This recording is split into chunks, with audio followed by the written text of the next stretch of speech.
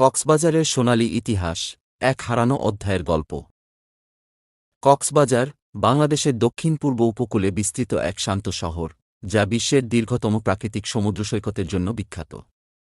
তবে এই জায়গার ইতিহাস শুধুমাত্র সমুদ্রের ঢেউ কিংবা বালুকারাশির সীমানায় সীমাবদ্ধ নয়, এর অতীতের গহীনে লুকিয়ে আছে বহু রহস্যময় কাহিনী।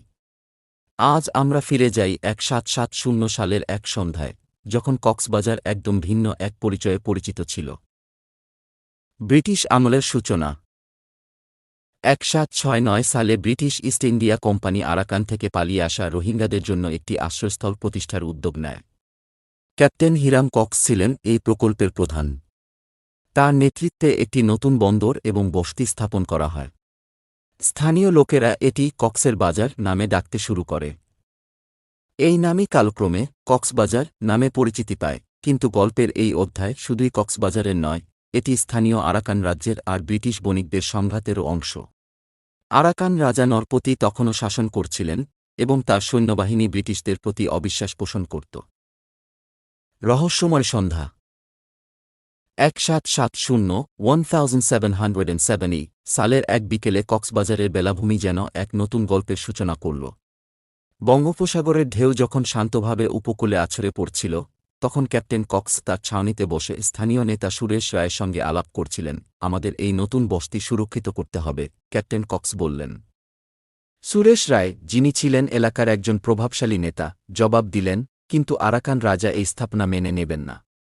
তিনি আমাদের উপর আক্রমণ চালাতে পারেন। এমন সময়ে ছাউনির বাইরে এক সিপাহী এসে খবর দিল, উপকূলে একটি অচেনা নৌকা দেখা গেছে।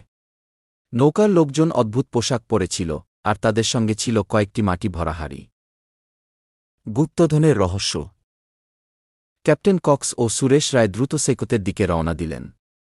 নৌকাটি উপকূলের খুব কাছে নোঙর করা ছিল।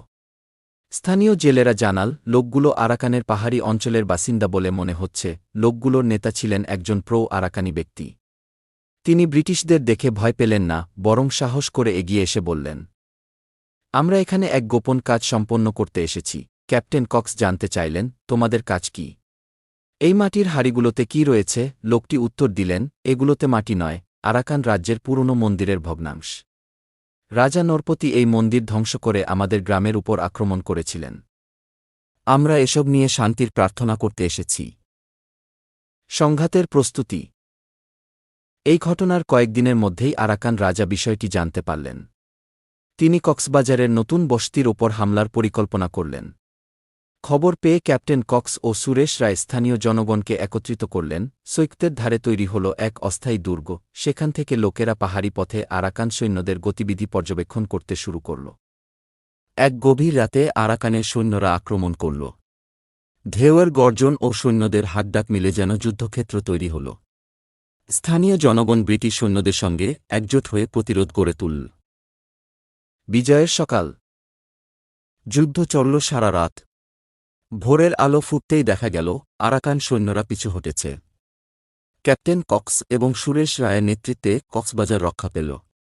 স্থানীয় লোকজন এই বিজয় উদযাপন করল, আর ক্যাপ্টেন কক্সকে তাদের নায়ক হিসেবে ঘোষণা করল। ক্যাপ্টেন কক্স এই বিজয়ের পর এখানকার উন্নয়নে মনোনিবেশ করেন। নতুন বসতি স্থাপনের পাশাপাশি তিনি স্থানীয় জনগণের মধ্যে শান্তি প্রতিষ্ঠার উদ্যোগ নেন। কক্সবাজারের উত্তরাধিকার। ক্যাপ্টেন কক্সের মৃত্যুর পর তার স্মৃতিতে এই শহরের নাম কক্সবাজার রাখা হয়। আজও এই শহরের বুকে লুকিয়ে আছে সেই সব দিনগুলোর স্মৃতি। সমুদ্রের ঢেউ যেন প্রতিদিন সেই হারানো ইতিহাসের গল্প বলে যায়। এই গল্প কক্সবাজারের শুধুমাত্র প্রাকৃতিক সৌন্দর্যের নয়, এটি মানুষের সাহস, ঐক্য ও দৃঢ়সংকল্পের এক অনন্য উদাহরণ।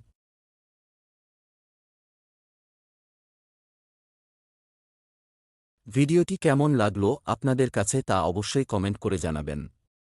এরকম সুন্দর সুন্দর ভিডিও দেখতে আমাদের পেজটি ফলো করে রাখুন এবং লাইক, কমেন্ট এবং শেয়ার করে আমাদের সাথেই থাকুন। ধন্যবাদ।